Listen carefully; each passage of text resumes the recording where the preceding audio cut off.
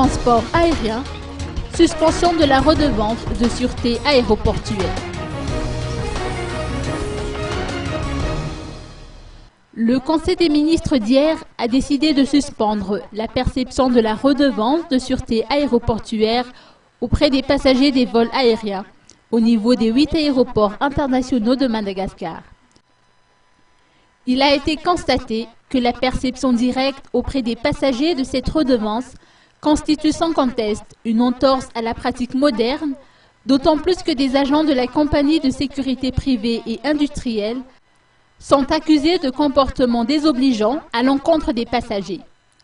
De l'avis d'Éric Colère, président du conseil d'administration de l'Office national du tourisme de Madagascar, cette suspension de la RSA est une très bonne initiative. Écoutons ses propos. C'est une grande surprise, à la vue des journaux de ce matin, la RSA suspendue. C'est vrai que nous, le secteur privé et moi-même en tant que président du conseil d'administration de l'Office national, on a beaucoup, je dirais, milité entre parenthèses sur diverses réunions, plusieurs lettres envoyées au gouvernement, plusieurs réunions ici avec la CN et tous les acteurs concernés, la CSPI. Moi je redis encore, nous en tout cas le secteur privé, on n'est pas contre la décision de dire qu'il faut sécuriser les aéroports. C'est important pour Madagascar, c'est important pour notre tourisme. Aujourd'hui, on vise une clientèle internationale, il faut que les gens se sentent en sécurité.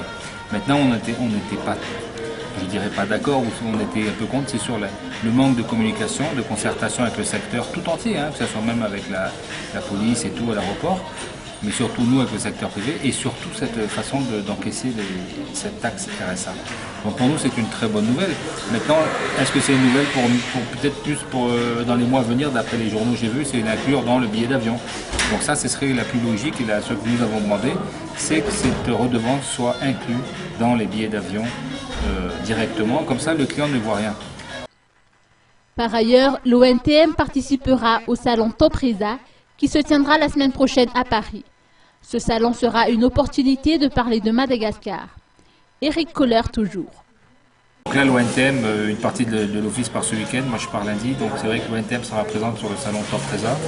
C'est quand même un gros salon, un des plus gros salons professionnels, donc à Paris bien sûr, donc il va se dérouler de mardi à toute la semaine prochaine.